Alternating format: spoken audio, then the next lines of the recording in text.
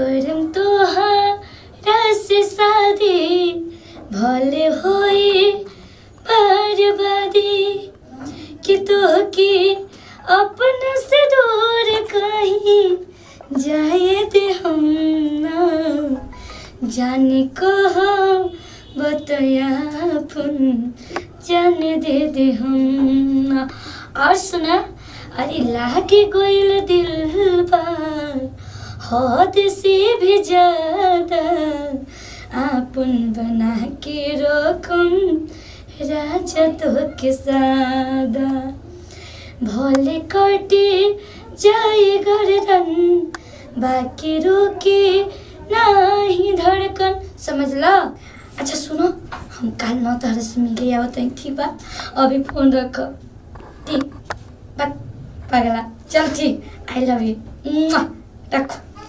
अरे बाप रे हम तो बड़ पाप कर देनी अपन जनुआ के तो पूजे ना कोई। एक बार फोन लगा के कहो तनी वीडियो कॉल कर।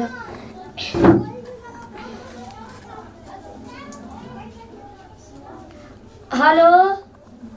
एक करे जाए तन वीडियो कॉल करा ना। अरे करब तब नु बताई ठीक बा कर नेचर कर दे यही से रख दे मोबाइल ये।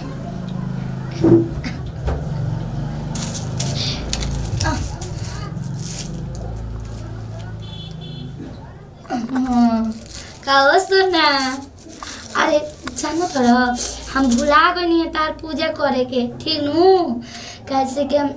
रोज तार पूजा करी ना फोटो से लेकिन आज सोचे थे तारा के वीडियो कॉल से पूजा करे के तो ऐसे ही रहिए तो हमें चला हूँ ना आवेला। हाँ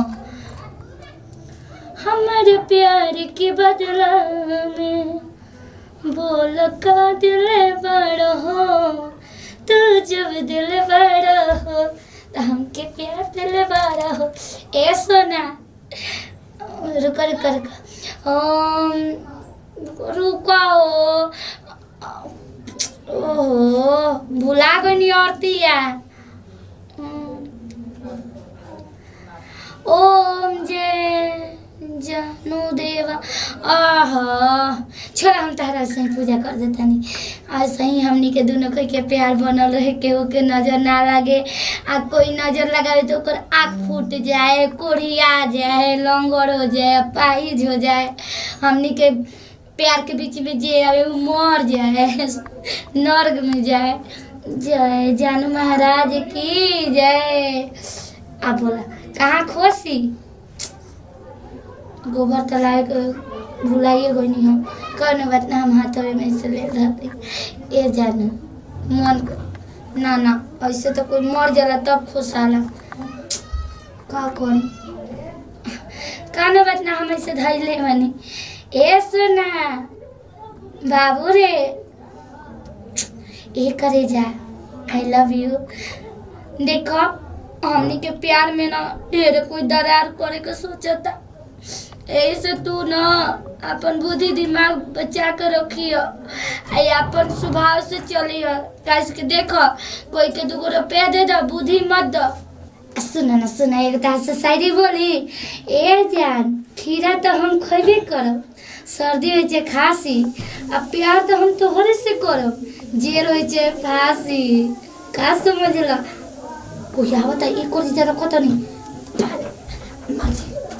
तो लड़का का करलन लड़का जान तनी लड़का हमार एकदम बहुत ऊंच विचार के लड़का बटे आ संस्कारी लड़का बटा पढ़े में तो कहीं के नहीं थे लड़का हमार एकदम पढ़ के एमए उमे पास हो गए जननी। अच्छा आ लड़का लगल इंजीनियरिंग के फार्म भरले रहे इंजीनियरिंग के फाइनल है भजननी नौकरी करते सच बाबूजी कहाँ के बोलेला है। अरे बेटा ये अगुआ लोग आइल बना लोग तारा के देखे खातिर ये हमरा के आ बाबूजी अरे बाबूजी अरे ना बेटा अरे यार ना करो चाचा ओ नबी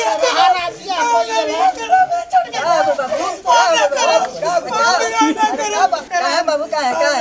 लड़की से सुंदर बिया मतलब बहुत बढ़िया सुंदर लड़की बिया गाड़ी मिली अपाची मिली टेम्पू मिली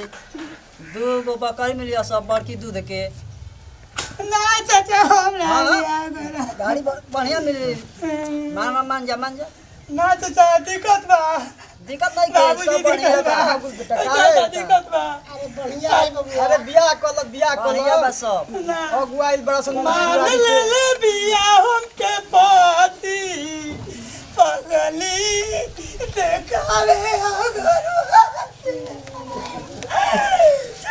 का हुआ नती हाँ? ए चाचा देखो हम इन करे के ना हेने का तहरे के हम कमी कइले रही आ तहरे के देवता मानत रही रोज अगरबत्ती देखा के पूजा कर दे मोबाइल पे आ फोटो के आ तू चला ना दूसर चानी काटे सुना ना का सुनी बोला चाचा ना ना तू बियाह कर ला घर बसा ला हमार जिंदगी उजाड़ दो अरे जा यही से कॉल गइल बा कि लड़का पर कबो भरोसा ना करे के चाहिए बड़ी निक लागत है रोज रोज अगरबत्ती दिखावते तो रत्ती के अरे हमें बतिया तो सुनो बियाह नहीं करा का सुनी अरे बाप रे बाप हम कबो सपना में ना सोचले रही ना कि तू चल जब कहीं और चाली अरे हम धोखा नहीं देले अरे तू बढ़िया धोखा दे तेरा को तो धोखा नहीं दे अब दुआरे बना तई चुप तब रह, तू मेरे चुप के रह। रखबा चुप हम तारा के पतो मान ले बनी सच में बाबूजी लाओ मिठाई लाओ ए जी साथे गोल लागे का बाबूजी वो खुश रहो मिठाई लाओ मिठाई ना हम मिठाई यहाँ ना खाई काहे का हो भाई ये जा हमारा बहुत बदनामी भइल बा बहुत चिरा बदनामी हो जब तक ले सब कोई मिल के हमारे के अगुआ ना घोषित करी तब तक हम मिठाई ना खाई अच्छा ठीक है अच्छा भैया रहुए अगुआ रहब हाँ तब ठीक बा बैठ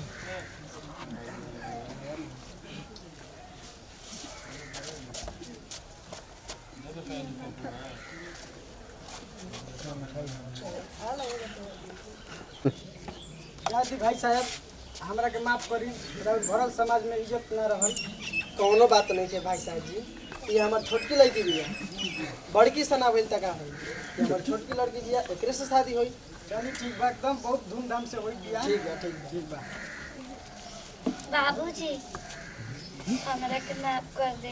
कैसे कि हम इनका से प्यार करत रही ना ना एकदम खुशी है एकदम हमने के घूमे जाएंगे पार्क में हाँ एकदम जहाँ मन करे तहाँ घूम के आई एकदम पता लगा नमस्ते प्रणाम हम बानी अंजित सरगम और वीडियो बनाए के संदेश इहे रहला अक्सर गांव समाज में एगो लड़का लड़की के प्रेम हो जाला तो भरल समाज में माई बाप के इज्जत जाला तो ऐसे ना करे के चाहिए कैसे के रोरा सब देख ली कि भरल समाज में आके हम मरनी है एक लाख तो बहुत गलत बात बड़ुए अगर प्रेम मोहब्बत बा तो माई बाप के इजाज़त से कोनो कदम उठाइन जा और माई बाप के भी जिए दी जा ऐसा गलती मत कर जा हमने के हुए एगो दर्शनी है जा कि अक्सर ऐसा गाँव समाज में देखे के मिलेला देखिए भैया हमने के ई चैनल कॉमेडी जिला टॉप बा रउआ सब हमने के वीडियो के